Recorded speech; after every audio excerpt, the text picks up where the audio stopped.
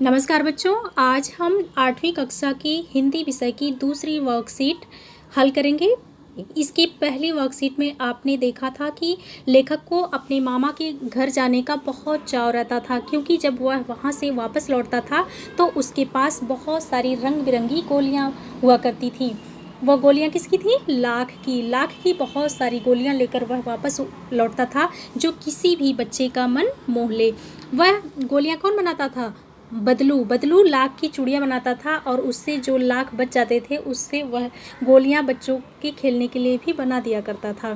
तो लेखक बदलू के बारे में बता रहा था। अब उसके आगे की कहानी यहाँ पर इस कार्यपत्रक 2 में दी गई है। आगे देखिए क्या कहता है लेखक। बदलू को यह कार्य मतलब लाख की चूड़ी बनाने का कार्य, क्योंकि वह क्या कार्य करता था? लाख की चूड़ी बनाता था। तो यह कार्य सदा एक मचिए पर बैठकर किया करता था, जो बहुत पुरानी थी। बगल में उसका हुक्का रखा रहता था, जिसे वह बीच बीच में पीता रहता। गांव में मेरा दोपहर का समय अधिकतर बदलू के पास बीतता। वह मुझे लला कहा करता था और मेरे पहुंचते ही मेरे लिए तुरंत एक मचिया मंगा देता।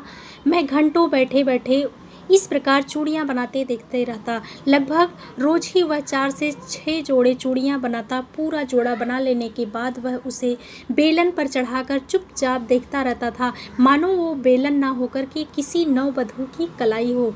नववधू का मतलब होता है बेटा कि जैसे कोई दुल्हन होती है, दुल्हन के हाथ में चूड़ियाँ जब भरी होती हैं तो आप देखते हैं बहुत ही सुंदर लगती है।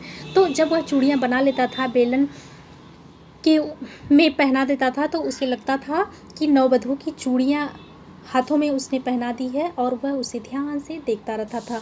बदलू मणिहार था। मणिहार का अर्थ होता है चूड़ी बेचने वाला। चूड़ियाँ बनाना उसका पैतृक पेशा था। वास्तव में वह बहुत ही सुंदर चूड़ियाँ बनाता था। उसकी बनी हुई चूड़ियाँ की खपत भी बहुत अधिक थी। उस गांव में तो सभी स्त्रियां उसकी बनाई हुई चूड़ियाँ पहनती ही थीं। आसपास के गांव के लोग भी उससे चूड़ियाँ ले जाते थे, परंतु वह कभी भी चूड़ियों के पैसे से ना बेचते था। उसका अभी तक वस्तु विनिमय का तरीका था।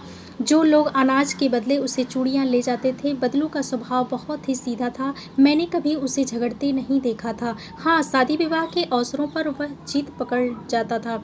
जीवन भर उसके चाहे कोई मुफ्त चूड़ियाँ ले जाए, परंतु विवाह के अवसर पर सारी कसर निकाल लेता था। आखिर सुहाग के जोड़े का महत्व ही और होता है। मुझे याद है कि मेरे मामा के यहाँ लड़की के विवाह पर जरा सी बात पर बिगड़ गया था और उसको मनाने में लोहे लग गए थे।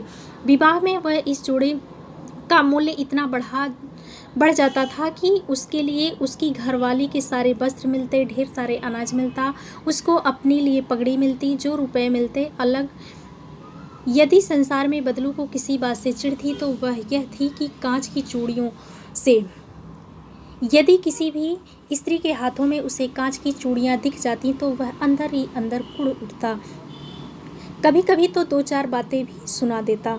तो यहाँ पर देखा बेटा, इस कहानी में लेखक ने बताया कि जो बदलू था वह अपनी चूड़ियाँ वस्तु विनिमय के माध्यम से बेचता। वस्तु विनिमय का मतलब होता है बेटा कि जब हम किसी भी वस्तु के बदले दूसरी वस्तु खरीदते हैं, जैसे गांव में देखते हैं आप कि सबके घरों में पैसे नहीं होते, अनाज सबके घरों में तो अनाज के बदले जब हम वस्तु कोई खरीदते हैं तो उसे हम वस्तु विनिमय कहते हैं।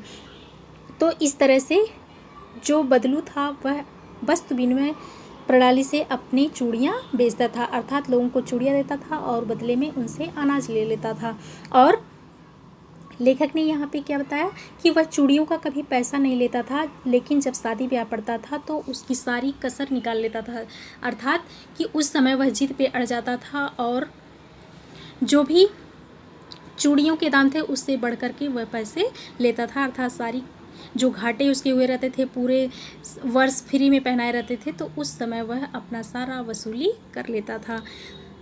यहाँ पर देखिए, इस अनुच्छेद से कुछ प्रश्न दिए गए हैं। इन प्रश्नों को आपको ध्यानपूर्वक पहले अनुच्छेद को पढ़ना है, उसके बाद इन प्रश्नों का हल करना है। पहला प्रश्न देखिए, सोच कर लिखिए कि आप अपने मित्रों या भाई बहन से किस प्रकार वस्तु विनिमय करते हैं। वस्तु विनिमय का मतलब आपने समझ लिया कि जब हम किसी एक वस्तु के बदले में कोई दूसरी वस्तु लेते हैं तो उसे हम वस्तु विनिमय कहते हैं। जैसे आप कभी कभी अपने मित्रों से, भाई बहन से बोलते हैं ना कि तू मुझे अपनी पेन दे दे तो मैं तुझे ये वाली पेन दे दूंगा, इस तरह से बोलते हैं ना। तो जो भी आप इस तरह से लेन देन करते हैं उसके बारे में इस प्रश्न के उत्तर लिखेंगे। दूसरा प्रश्न है बेटा, बदलू गांव की स्त्रियों के हाथ में कांच की चूड़ियां पहने देखकर गुस्सा क्यों होता था?